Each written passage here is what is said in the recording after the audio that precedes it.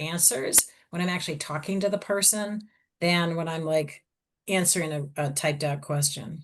Exactly. So please feel free to raise your hand. I will unmute you and you'll be able to ask your questions at the end of the webinar. And with no longer delaying the webinar, Dr. Domar, the floor Thanks, is. Arena. Hi, I'm Ali Domar. I'm a health psychologist by training. And I'm not the royal we, I'm gonna talk about, basically how to feel okay during an IVF cycle. I won't say thrive because IVF is a process. Could I have the next slide, please, Arena? So basically, I'm going to talk about the emotional impact of IVF and normal emotional responses. I'll talk about the impact of infertility on one's life. I'll, answer a couple questions about stress in IVF, and then I'll spend most of the time talking about how can you reduce stress as you prepare for and go through an IVF cycle. We've been doing these webinars now for well over 3 years, and it took us about 3 years to figure out that listening to a lecture for an hour is not as appealing as listening to a lecture for half an hour and then doing a Q&A for half an hour. So as Arena said, I really would encourage you and beg you to send questions in either by writing questions in the chat box or, at the end when we take questions, raising your hand and doing a live Q&A. Next slide, please. So, what in effect is a normal way to respond to IVF? And honestly, it can feel like an emotional roller coaster. Um, a lot of people feel very optimistic before they start the first IVF cycle. Because if you look at the statistics, an IUI cycle has maybe a 10% chance of success, while an IVF cycle, depending on one's age, can have as high as a 50 or 60% chance of success. And it's definitively the treatment that has the highest success rates of any treatment option we can do. But it can also feel kind of scary at the same time. So you can feel optimistic and excited you're doing this, but it can feel scary because, if you don't have insurance, it's expensive. Going in every day or every few days to have blood work and a vaginal ultrasound can be inconvenient and uncomfortable. Having an egg retrieval can feel scary, especially for someone who's never had any surgery in their lives. And you know, just going through not knowing how you're going to do, how is your body going to respond to the medication? How many eggs are going to be retrieved? What's the fertilization rate? How many embryos are going to continue to develop normally? And so it really does feel like a roller coaster. So you can have a really good day one day and not such a good day the next day. And so, the one thing those of you who've heard me speak before is pretty much any emotion you experience in my world is a normal emotion.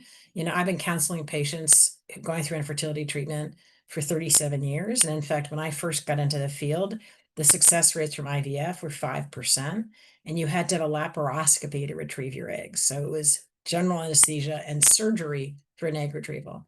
So, I've seen thousands and thousands of patients go through IVF, and I like to say I've seen it all, but if you're anxious, that's normal. If you're excited, that's normal. If you're sad, that's normal. If you're conflicted, that's normal. If you're irritable, that's normal. It brings out all the different emotions. And, one of the sort of overriding emotion can be, getting pregnant through sex is a whole lot more fun than getting pregnant through IVF. And I think all of us at all the clinics really acknowledge that. It would be a whole lot more fun to conceive the old-fashioned way. Next slide, please. So as I said, pretty much every emotion you can feel very lonely, especially if you haven't told family or friends what you're going through and you feel like you're the only person in the world going through IVF. And all you got to do is walk into your clinic's waiting room and you can see that you are not the only person going through this. There are millions and millions and millions and millions of babies worldwide who have been conceived through IVF. It can feel very isolating. Again, if you're not sharing this or if you don't have anyone in your life who's been through IVF. I'll talk a little while about jealousy. No one ever talks about this, and I think we do need to address it. People going through infertility tend to feel very envious. You can feel really angry that you have to go through infertility treatment, let alone IVF, anger at your body, anger at your partner's body, anger at both of your bodies, frustration that this is sort of what you have to do. And anything else you might feel are really normal emotions as you face this. Next slide, please. So as I said before, I don't think we, and when I say we, I probably mean those of us who care for patients going through infertility. I don't think we really acknowledge and talk enough about how hard it is if you're going through infertility for other people to get pregnant. And if it doesn't bother you when other people get pregnant, kudos to you. But I would say the vast majority of my patients and women I've talked to globally have find the pregnancies of other people to be really hard. I've said this before. I don't understand why people have to talk about how quickly they got pregnant. And I was actually at a wedding last weekend with a couple I knew really well. And one of the first things they said is, "Oh, we got pregnant the first time we tried." And I'm like, if there's someone within earshot who's going through infertility, that's a really hard thing for them to hear. And I don't know why people feel they have to brag about it. Um, you can become almost phobic. I've had a zillion patients who didn't want to go to any social events or anything where there might be a pregnancy announcement, who didn't want to go to family events because they're afraid someone would announce being pregnant. And it really can become almost a phobia. It's in my world, it's really normal if you want to avoid any activities that focus on pregnancy or babies or children, showers, gender reveals, obstetrical wards, etc. And, for a lot of different complicated reasons, men tend not to feel the same way as women, or at least not as much. And so, men may want to go to social events, even if they might be a pregnancy announcement, but it tends to be much more intense for women, at least in my experience.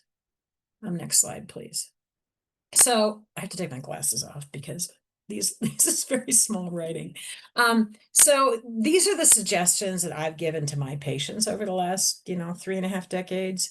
Before you start an IVF cycle, you got to have a plan B. And I know this is a pun and I hate puns, but you can't start a cycle with all your eggs in one basket. And if I knew another way to say that, I would. But have a plan B. Plan B could be doing another fresh cycle. Plan B could getting a second opinion. Plan B could be trying a different medication protocol, changing your lifestyle habits, doing something different, but always have a plan B because you don't want to start an IVF cycle where everything is entirely dependent on the outcome of that cycle. Because a lot of people don't get pregnant their first cycle. A lot of people need one or two or even three cycles to get pregnant. I know I just said that you may not have told anybody what you're going through, but if you're starting an IVF cycle, you do need to think carefully about who and how many people you are telling that you're going through an IVF cycle, if you're telling anybody. Because, I had a patient once who literally told everybody in her world. And what she found as she started her IVF cycle is that all 35 people or whatever it was, texted her or called her or whatever the social media of the day is, her to see how it was going. And she didn't mind telling 35 people when she had a good day. But when she was having a not so good day, she didn't want to say it over and over again. And you have to remember that if this cycle doesn't work and you've told a zillion people that you're doing an IVF cycle, it's going to be really hard to tell a zillion people it didn't work. And so you have to really balance what's going to work for you, because if there are people in your life who are loving and supportive and get it, then definitely tell them so they can be loving and supportive and get it as you go through this. But, if you have people in your life who you don't think are going to be loving and supporting and get it, don't tell them. You can always, tell them afterwards. But this really has to be about you and what you need. You also want to plan your cycle month really carefully, which means if you've got this massive work presentation next month, maybe better to wait a month to do an IVF cycle. And conversely, if you know you're doing an IVF cycle, let's say in November, and your boss asks someone to volunteer to oversee some big project, don't volunteer. You basically want to plan your cycle month to be about you, your needs, what works for you, what doesn't work for you, et cetera, and plan ahead of time. And, spend time with people you want to spend time with, and don't spend time with people you don't want to spend time with, which means if you don't want to see your mother-in-law for a whole month, you're officially under doctor's orders not to see your mother-in-law for a month. That was supposed to be funny. Next slide, please. So the question I get asked on a daily basis is there a relationship between stress and IVF outcome? And the answer is we don't know yet. There have been all the studies over the last 20 or so years have looked at, women fill out a psychological scale before they do their IVF cycle and see whether or not their psychological state before they do an IVF cycle has any relationship to the outcome. And, half the studies have said, yes, there is a relationship between stress and IVF outcome, and some of them say no. And if I had half a day, I would explain to you from a research perspective why that research, a lot of it was just really poorly done, and you really can't make any conclusions. However, I have just finished a study where we utilized physiological measures of stress, specifically how the heart and the nervous system were performing in women who were undergoing their first IVF cycle. So we have physiological data, which is probably a more reliable measure of how stressed your body is than psychological data. And we are hopefully in the next 2 months going to submit a couple of manuscripts, and hopefully in about 6 months, I can answer this question definitively. But I'm not allowed to do that until it's published. But, dot, dot, dot. Next slide, please. A fair number of studies which have come out in the last 4 years, so it's really the most recent studies, have shown that women who have the highest level of stress before and during treatment have lower pregnancy rates than women who are less stressed. So for many, many, many years, I have been telling my patients, IVF has lots of ups and downs, as I said, and the more you can do for yourself and the less anxious and depressed and stressed out you are during an IVF cycle, the better off you will be for a lot of different reasons. And so, can we use the efficacy of psychological interventions to answer the question? So, theoretically, if stress impacts IVF outcome, if you decrease stress in IVF patients, are their pregnancy rates higher? Next slide. So, basically, what the research has shown, and this is not my research, it's a sort of global research, and the research has shown that the more distressed a woman is before and during her treatment, the more likely she is to drop out of treatment after even only one cycle.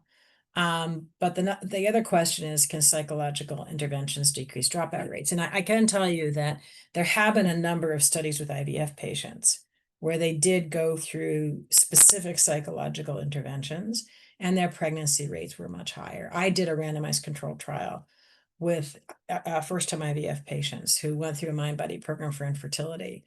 And the woman who went through the mind-body program, I hope I get the data right, I think had a 55% pregnancy rate, and the control group had, I think, a 20% pregnancy rate. So, and I can think offhand of probably, I don't know, 5 or 6 studies and a couple of meta-analyses. So the research in the last 5 or 10 years is more definitive that psychological interventions do seem to increase pregnancy rates in women who are doing IVF. But another question is, one thing that I have launched at the Prelude Clinics is sort of my goal for 2026 is how can we better support patients to stay in treatment until they get pregnant? Because by the time you get to IVF, the chances of you getting pregnant through sex are actually pretty low. And so if you do treatment and drop out, it's pretty unlikely you will ever have a biological child. And so it's sort of my goal, as I said, for the next year or so, to try to see what can we do to better support our patients. I don't want a single patient to ever drop out of treatment because they're too stressed to stay. Next slide, please. So, as I said, there have been a lot of studies on the impact of psychological interventions, especially with IVF patients. And what the research shows, and there have been, I think, 4 or 5 what are called meta-analyses, where they pool the data from a lot of different studies. And what they've shown is that women who do some kind of psychological intervention, many of which are group interventions, that women who do that, even as they go through IVF, are less depressed, less anxious, less angry, less isolated. Next slide, please. And as I said before, but now I have a slide to prove it, most of this recent research also shows that women who receive some kind of intervention, and this is not, by the way, the research is really not on one-on-one. It's not like when I sit down and talk to a patient one-on-one. These are all either group interventions or online interventions, but they're not, as I said, it's not individual or couples therapy. And in at least half a dozen studies, the women who did get some kind of psychological intervention, just like in my study, had more than double the pregnancy rates than women who did not, who were randomized to be in a control group, so they didn't receive anything. Next slide, please. So, and I see you have your raised hand. I am going to just probably talk for another 10 minutes and then we'll do Q&A, but please keep your hand raised. So how can you reduce stress as you prepare for and go through an IVF cycle? Sorry. Wait, go back. No, forward, forward, forward, forward, forward. Okay. So I'm going to talk about mini relaxation strategies, relaxation techniques, nutrition, and exercise, which are the physical approaches. And then next slide, please. So mini relaxations are like this absolutely fabulous little tool that you can use during an IVF cycle. And basically, it's based on diaphragmatic breathing. For those of you who are athletes or who play an instrument, you probably know what diaphragmatic breathing is, but the diaphragm is this big muscle which separates your chest cavity from your abdominal cavity. And when you get tense or anxious, you sort of contract your abdominal muscles, and it means you can't really breathe diaphragmatically. But when we relax and take a diaphragmatic breath, we're able to get better oxygen exchange and your blood pressure and heart rate come down. And so mini relaxations work basically for two ways. They're distracting. So when you're doing a mini relaxation, you can't be worrying or thinking, but there's also a physiological result of doing a mini. Next slide, please. So I'm just going to walk you through a mini. You don't have to do it, but it's a good way to try it. So you're not in the room with me. So if you feel comfortable, please close your eyes. If you don't feel comfortable closing your eyes, just like look at your hands folded in your lap and just start to pay attention to taking slow, deep breaths. Not like crazy, but just a relaxed, slow, deep breath. And as you inhale, say the word 10 to yourself and then exhale. With the next breath, say the word 9 to yourself and then exhale. And continue until you get down to 10. I'm going to get down to 0. Sorry. And when you get down to 0, slowly open your eyes.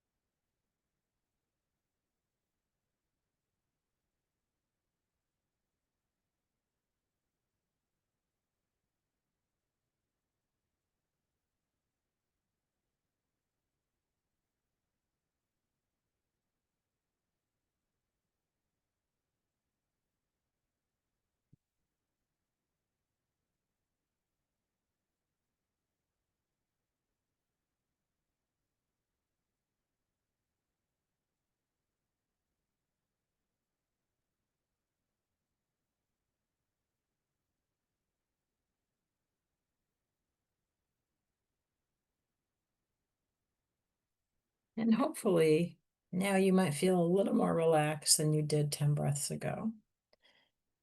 Next slide, please. So I have found that people who have very active brains, and I'm one of those, can actually literally split my brain. So half counts from 10 down to 0 and half worries. And so this second mini is a little more focused. So again, if you feel comfortable, close your eyes and bring your attention once again to taking slow, deep breaths. And as you inhale, slowly count from 1 to 4. So as you inhale, you breathe in 1, 2, 3, 4. And as you exhale, slowly count back down from 4 to 1. So as you inhale, you say to yourself 1, 2, 3, 4. And as you exhale, you go 4, 3, 2, 1. And do about 3 of those. And then when you're done, slowly open your eyes.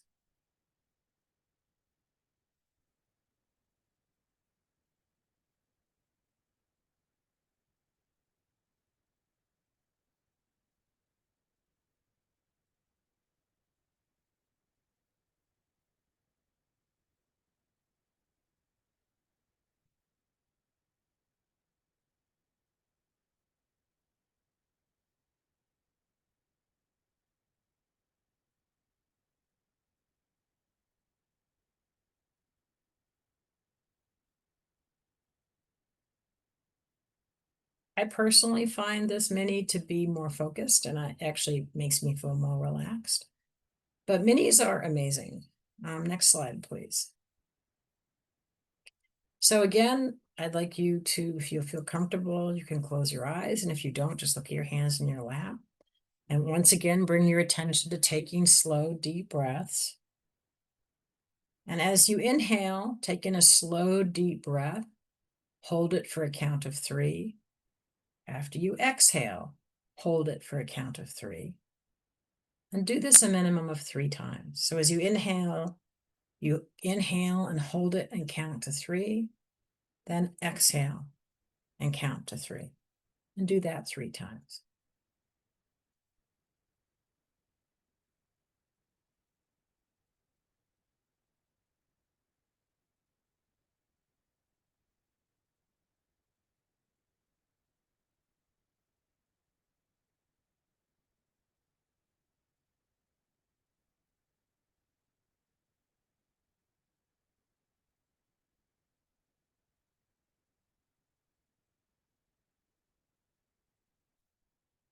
Next slide, please.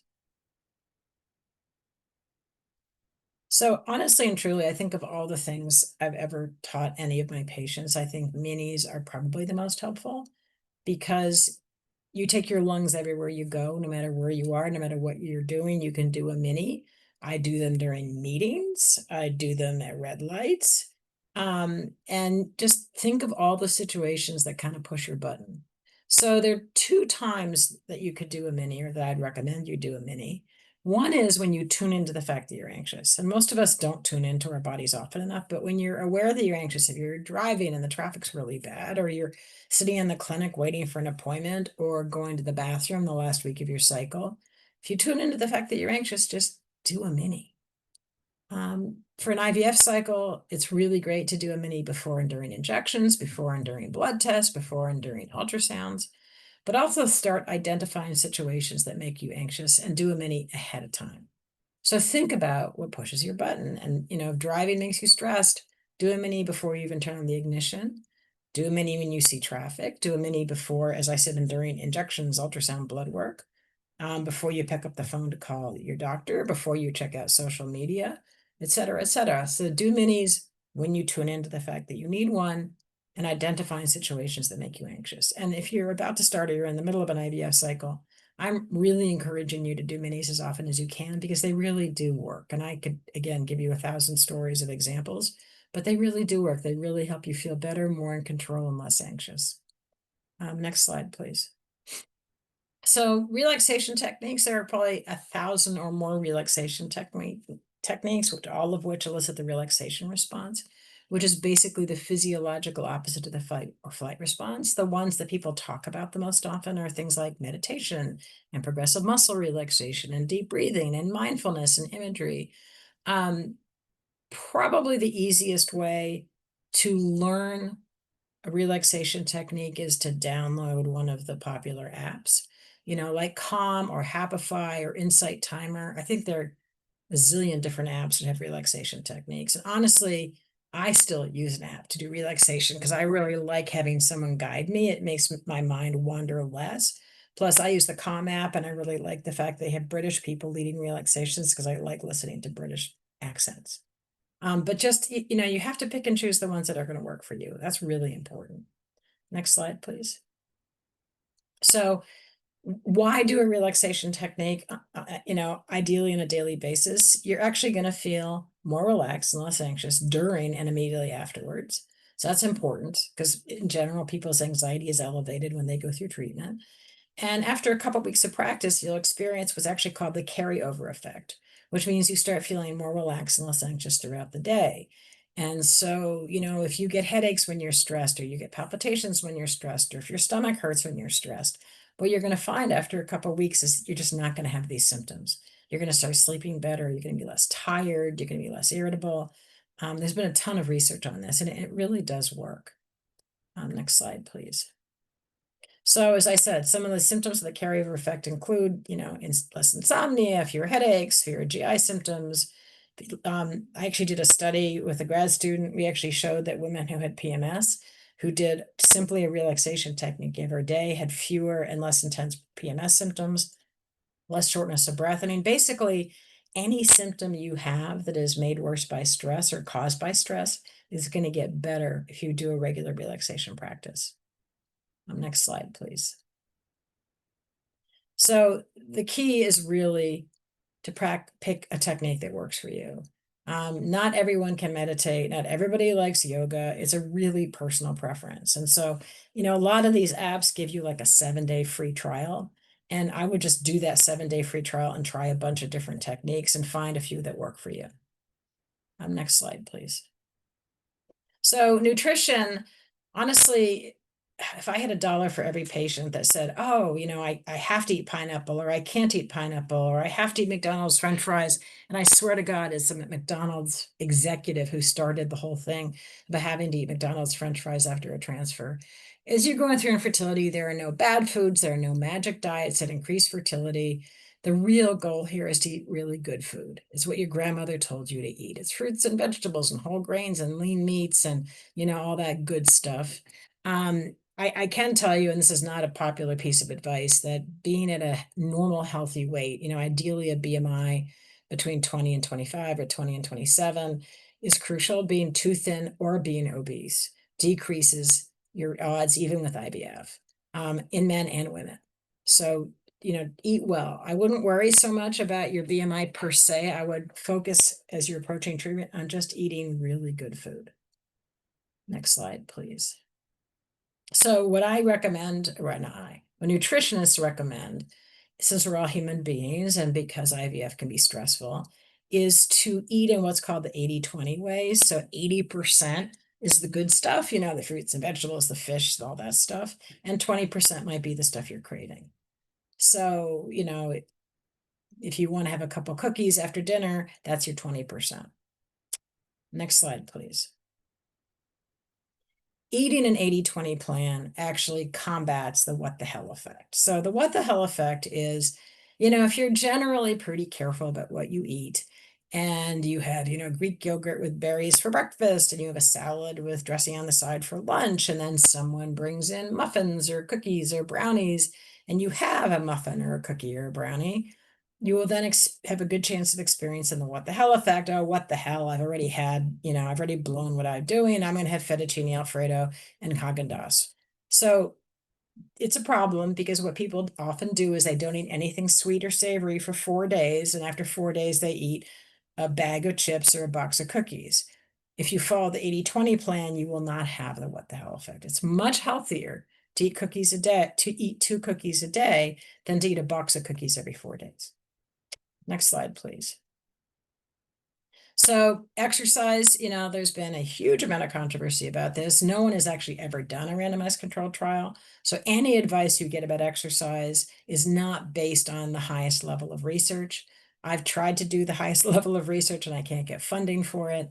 But I think most people in the field would agree that moderate exercise in both men and women is associated with the highest rates of fertility. Honestly, exercise is the best stress reliever there is. Walking is the best thing you can possibly do, but every time you move, it counts as exercise. Next slide, please. So physical approaches, in terms of summary, do minis anytime you feel anxious and before situations that can make you anxious. Try to do some form of relaxation, ideally. Now, the ideal prescription is 15 to 20 minutes twice a day. Try to follow the 80-20 eating plan and try to just walk 5 days a week for about half an hour. It's the best thing you can do, unless your physician tells you otherwise. Some physicians don't want patients to exercise at all during an IVF cycle. Some physicians don't want them to exercise during the stimulation phase. Some don't want them to exercise after an embryo transfer. So whatever I'm saying is overridden by whatever your doctor tells you to do. Next slide, please. So what about psychologically? I'm a psychologist. How do you reduce stress? And you challenge automatic thoughts, you get social support, you express your emotions, you nurture yourself, and you battle perfectionism. And I'm hurrying because I really want to have time for questions. Next slide, please. So everybody in the world has automatic negative thought patterns. I would say that most people going through infertility have negative thoughts that play over and over in their head. And these are thoughts I've heard from my patients. I'll never have a baby. The infertility is all my fault. My partner's going to leave me for someone fertile. I'm being punished for drinking in college, premarital sex, something I've done in the past. And yes, there are lots of other things people think, but I think these are probably the four most common I've heard over the years. Next slide, please. If you actually examine and critically appraise the thoughts that play over and over in our heads, most of them are wrong. Almost all of these thoughts stem from something someone has said to us in our past, even during childhood, or it's our fear speaking. And I'm going to give you an example. Next slide, please. So when you have one of these automatic negative thoughts, you want to ask yourself these four questions, or have somebody else, if you have a partner or a friend, have them ask you these four questions. Does this thought contribute to your stress? Where do you learn this thought? Is this a logical thought? And is this thought true? And this is a powerful exercise. It can be hard to do, but it can really be helpful. Next slide, please. So this is an example I've heard a lot from my patients, that IVF isn't going to work for me. So does that contribute to your stress? Yes, obviously it does. Where did you learn this thought? And the answer is usually, I don't know. My doctor seems optimistic that this will work for me. So it must be my fear speaking. No one has ever said to me, IVF is not going to work for me. Is it a logical thought to think that IVF isn't going to work? And the answer would be, well, if I knew that IVF wouldn't work, I would not be doing it. So is the thought true that IVF is going to not work for you? And I guess the answer really needs to be, I guess not. You wouldn't be doing this unless you were hopeful, and your doctor wouldn't be prescribing it unless they felt there was a decent chance you were going to have a baby out of this. So you want to restructure the thought from IVF won't work for me to I have a good chance of this working, and I'm going to take really good care of myself during the process. And which would you rather, please go back, sorry. Which would you rather think to yourself? Have a tape in your head that plays over and again that says IVF won't work for me? Or would you rather think, I have a good chance of this working? And I can pretty much guarantee it's the second one. Now, next slide, please. So, as I said before, social infertility can feel really, really isolating. But it's also really common. It's currently 1 out of 6 people of reproductive age. I suspect you know more than 6 people. So it's very likely, even if they haven't said anything to you, that they are going through infertility or pregnancy loss or gone through infertility. Someone you know, I can tell you, you have family members that have been through this, you have friends who've been through this, you have neighbors who've been through this, and you have coworkers who've been through this. But people may not talk about it because there's still this really, insanely stupid sense of shame and guilt when people go through this. I'm very happy that so many celebrities are coming out of the closet and talking about their infertility and their pregnancy loss. But if you suspect that somebody might have been through it, if you have a friend who was married for 5 years before they had a baby, or you have a cousin whose kids are 6 years apart, there's a decent chance that they might have gone through infertility. And you can just, say innocent things like, oh, did you hear this celebrity, got pregnant on her second IVF cycle, and see if that opens the door to a conversation that might make you feel less isolated. Next slide, please. So infertility, as I've said, can bring on a lot of challenging emotions, loneliness, guilt, shame, anger, isolation, stress, etc. And a really good way to express emotions is actually to write about it. Women have been keeping diaries and journals and written letters for hundreds and hundreds of years, and we don't do that anymore. We text people or we pick up the phone or whatever else, but writing about your thoughts and feelings can definitively decrease negative symptoms. And there's been a lot of great research by a psychologist in Texas named James Pennebaker, who's done really cool research that he shows if you write about your thoughts and feelings for 20 minutes a day for 4 days, you can have insight and catharsis about these negative feelings. So if you're haunted by negative thoughts or by trauma in the past, writing about it can be really helpful. I do have to warn you that some people, when they start writing, feel worse after the first day or two, but after the 4 days, there's a lot of insight and catharsis. Next slide, please. So I'm a big believer in self-nurturance. I wrote a book on self-nurturance. Women tend to be uncomfortable doing nice things for themselves. And that makes them feel that if they're doing nice things for themselves, they are being selfish. Being selfish means doing things for yourself at the expense of other people. Self-nurturing means doing nice things for yourself in conjunction with the needs of others. So if you have one piece of birthday cake left over and you eat the whole thing, knowing that somebody else in your home wants that cake, that's being selfish. Self-nurturing means the two of you share it. So please be kind to yourself. Do nice things for yourself. This month of doing an IVF cycle is a great time to learn to be really good to yourself. Next slide, please. So I would say half of all patients I've ever met battle perfectionism.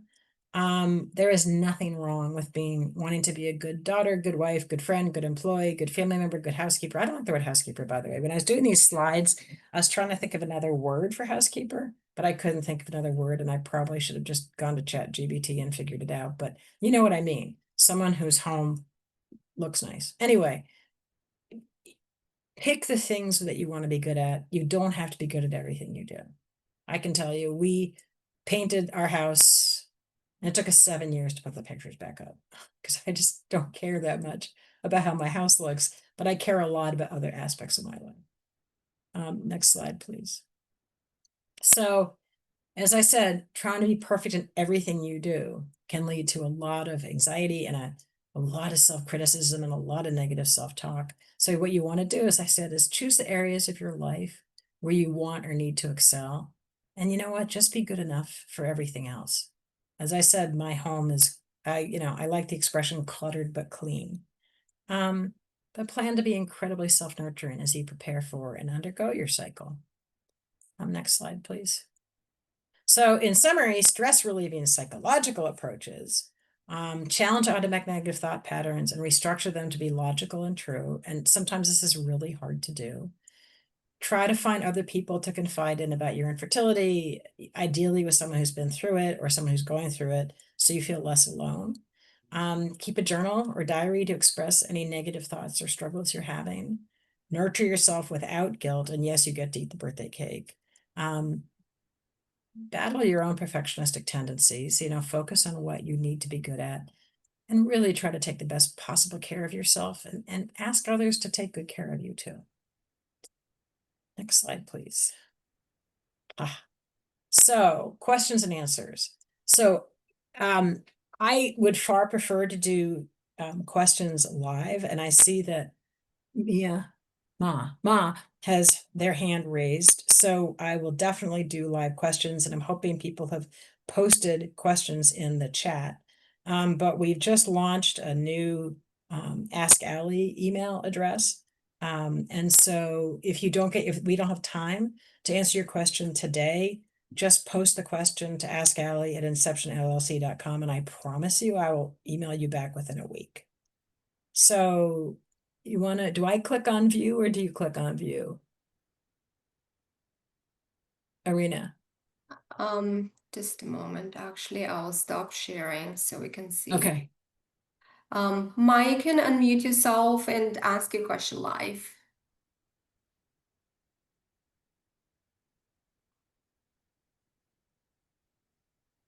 I think she's unmuted herself. Sorry, I just clicked it mistakenly. I don't have question. Oh, okay. Thank you. Anybody else want to raise their hand and ask a question, or do we have any questions in the chat box? We do have questions in the chat. So the We first have question questions in the is, chat. Does stress affect women over 40 differently? Wow, that's a good question. And no one's ever asked me that question before. I actually don't know the answer. I have never seen a study which separated women under 40 versus women over 40. So I cannot answer that question from a scientific, my Harvard hat on. Fertility decreases with age, and anybody over 40 who's going through infertility or infertility treatment knows that. And so women over 40 do tend to be more stressed as they undergo treatment because they do tend to feel less optimistic. So I'm guessing that women over 40 have higher stress levels. But I would also guess that one can't separate age and stress versus age and inequality.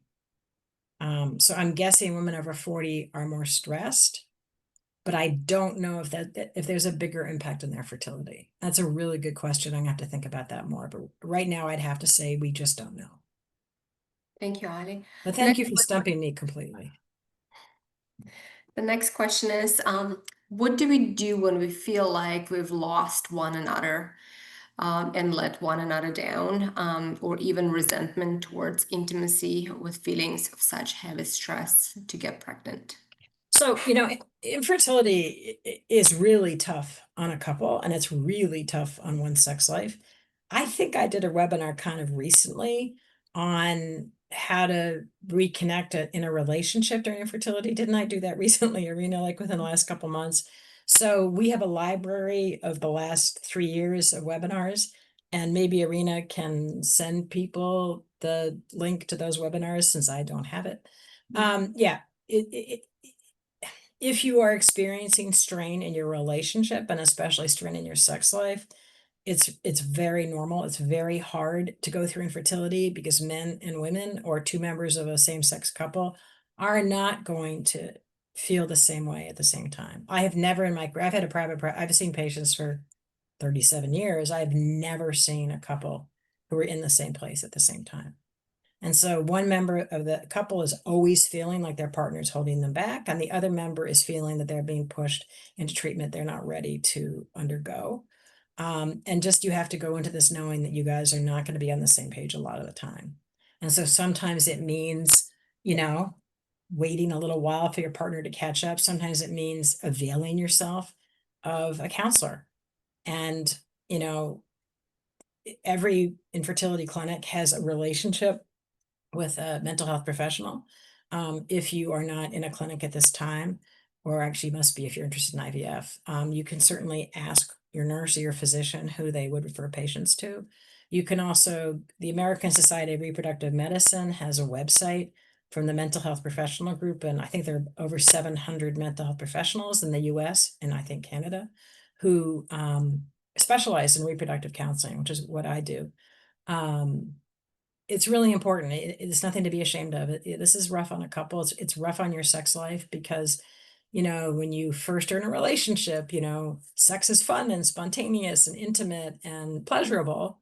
And then you make the decision to try to get pregnant, and it's really fun to have sex without birth control until it becomes not so much fun and it becomes baby making and it becomes failure at baby making.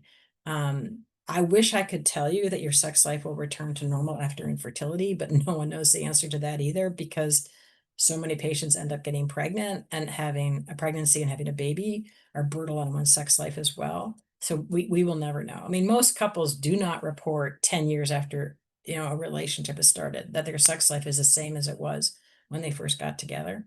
Um, it's funny, I have been I had a knee procedure, and I've been obsessed with this TV show called Sweet Magnolias, which is just fun to binge. And there was somebody, when they were talking about sex, they said the sex was so good, it was like sex before they put a ring on it sex, which I never heard that expression before, and I think that's a really funny expression.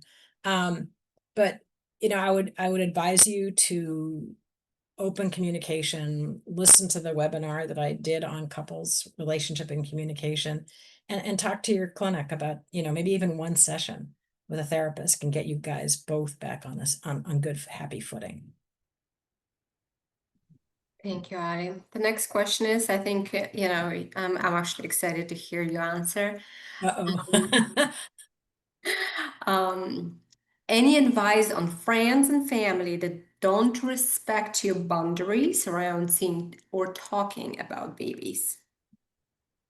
Oh God, yeah, you're gonna hear me blast people. I've actually in my career seen a handful of mothers-in-law, and I'm not kidding. I've had patients that were being driven insane by their mother-in-law, and so I actually made their mothers-in-law come in and talk to me, and I basically read them the riot act and really had to explain the stress of infertility and what you should and shouldn't say. I am pretty sure I also did a webinar on family and friends, or it was a webinar. I'm sorry, I did a webinar for family and friends. And I think that was probably one of my best attended webinars so far. Because so many people going through infertility wanted their family and friends to listen to me yell at them. When you go through any kind of crisis, you have to be as self-protective as you possibly can be. And if there are people in your life who will not respect your boundaries, then they at least temporarily cannot be in your life. And I wasn't joking when I said, if your mother-in-law drives you crazy, you're not going to see your mother-in-law for the month you're going through an IVF cycle, because I don't want you to be more stressed than you need to be going through this. And I want you to be really clear about boundaries. And if you've been very honest with somebody and said, I can't talk about babies or pregnancy, and they keep on doing it, then walk out. I have to say, so a number of years ago, a colleague and I created an app called Ferticom, and it's actually off the market now. But what I liked best about Ferticom was we had how to deal with obnoxious people or insensitive people. And I had, I think, 50 examples of stupid things people have said to my patients. And so we had sort of the stupid thing someone said, and then you had 3 choices of how to answer. And the first was to be polite. The second was to educate the person. And the third was what I called zingers. And I had more fun writing the zingers than probably anything else I ever did for that app. If someone continues to say insensitive things to you, you can be polite and establish boundaries. You can try to educate them. Or if you think they are coming from not a nice place, zing them right back. Any examples, Ali? Oh God. I'm trying to remember some of them. You'd think I'd have it on the tip of my tongue. Yeah, I'd say if someone says to you, if you would just lose weight, you might get pregnant. And so a polite response could be, actually, my BMI is in the healthy range and I eat really well. An educational response could be, I've actually talked to my physician about my weight, and my physician is not concerned about my weight. And a zinger could be, either I don't see why my weight is any of your business, you fat cow. No, I wouldn't say that. I don't see why my weight is any of your business. Or you could make a comment like, well, clearly you're not worried about your weight on your health, so why should I worry about mine? Or something, I just make this stuff up, but it's fun. But I think what you want to do is to think of the things that people say to you that bother you the most, and come up with a polite response, an education response, and a zinger, so that you're not caught off guard when they say it. You are completely prepared for it. Hope that helps. That's good advice. Thank you, Ali.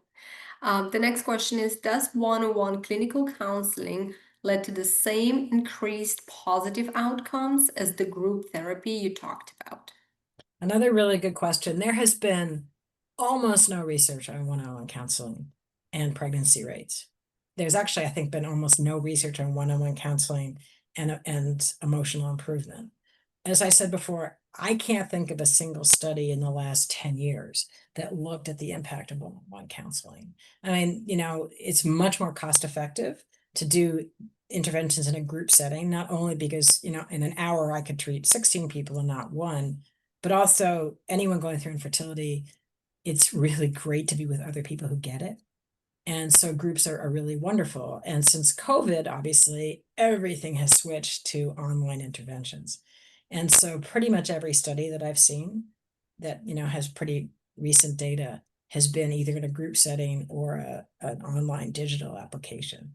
I'm not saying one-on-one counseling is not great, because I provide one-on-one counseling and I've seen a lot of patients do really well, and a lot of them have got pregnant, but I can't tell you there's science behind it.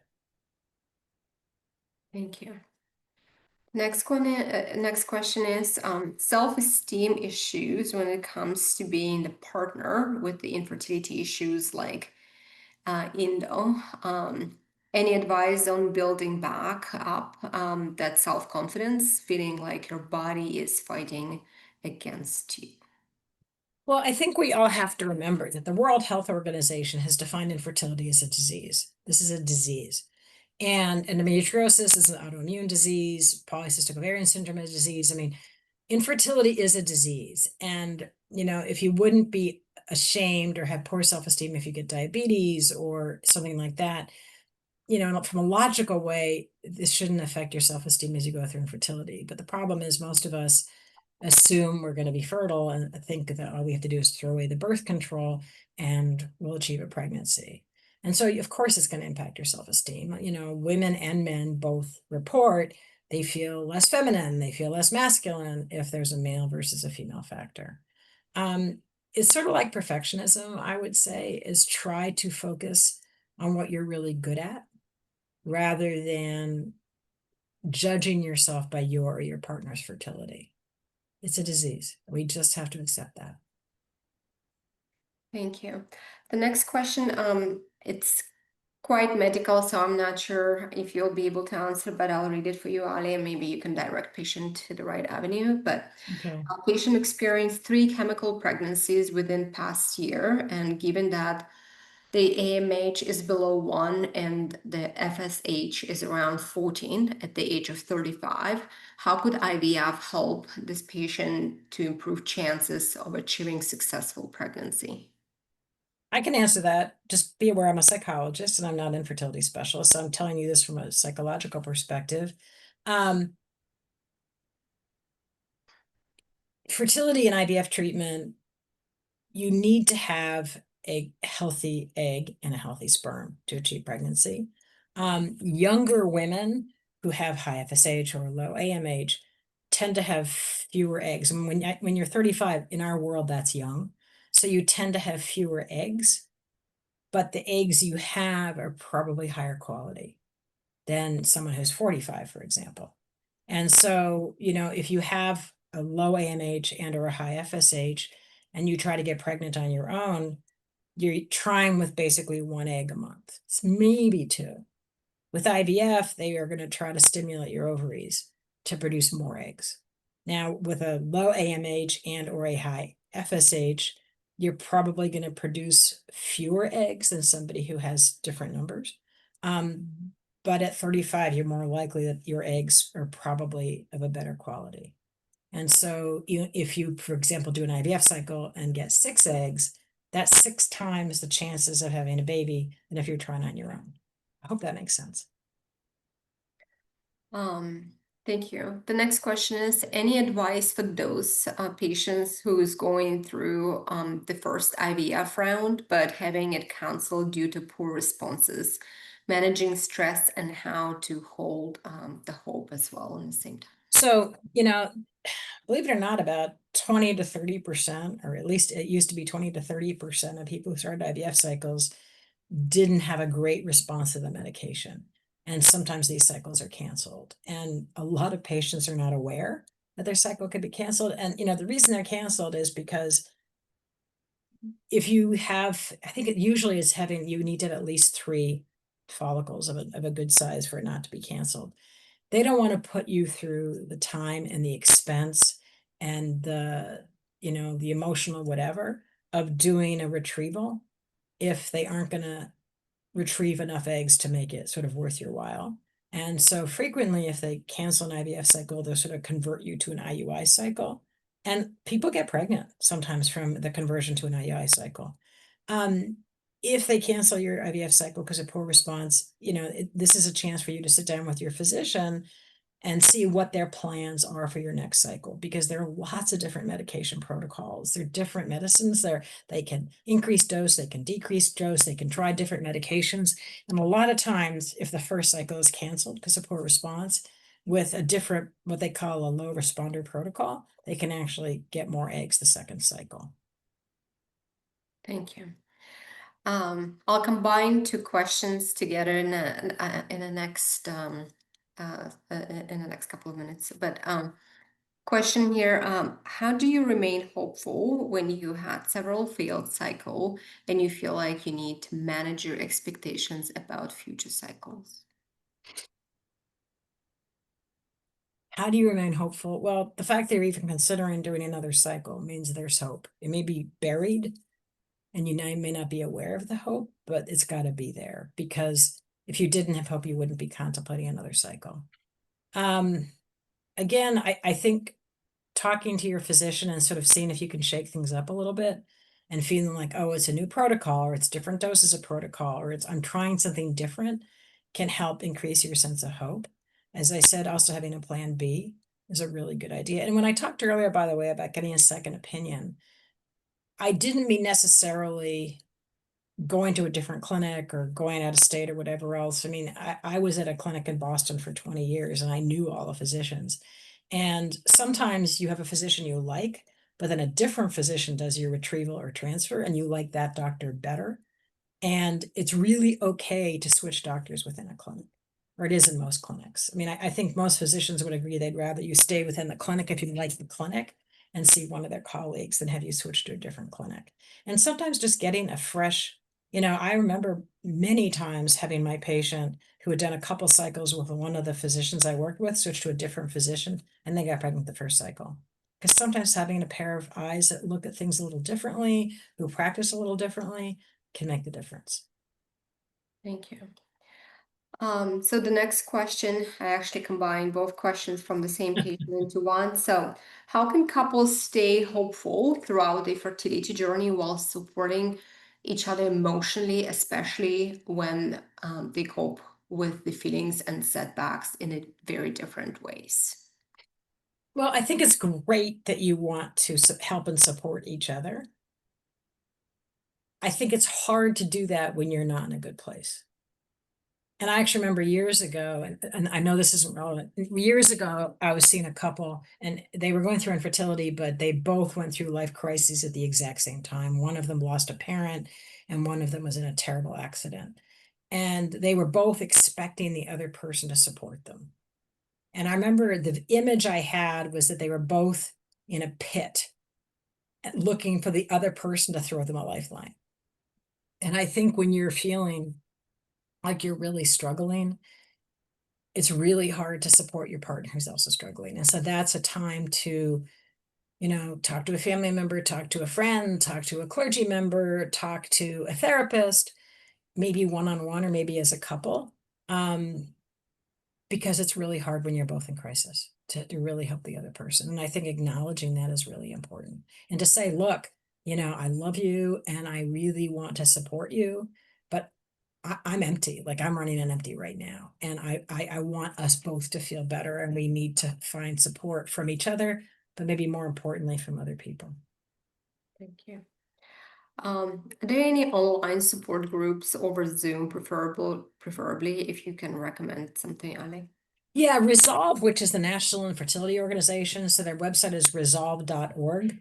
They have a lot of support groups. I don't know how many of them are online. I think it depends where you live and the licensure of the person leading the support group. So, I live in Massachusetts, and so and I'm only licensed in Massachusetts. I only can see patients in Massachusetts. But there's a thing called PsychPack, where there are psychologists who are in states that have PsychPack can see patients from, I think, 39 states. And so they are much more likely to be able to offer online groups because then they can attract patients from all over the place. But go to resolve.org and see where support groups are and what kind. The research shows, and again, I keep on saying research, the research shows that online sorry. Online is pretty much just as good as in person. But there's a power to being with other people who are going through this. It really makes you feel supported. It makes you feel that you're not crazy. It's good for your partner to talk to other partners to be reassured that you're not crazy. Reach out to other people who will get it. Thank you. And we're just about, at the time to finish our webinar today, Ali. However, I wanted to highlight here that if you still want to ask a question, if we're unable to answer your question today, I know there are a few questions in the chat box. We do have access to Ali directly through this amazing email. It's called Ask Ali at inceptionllc.com.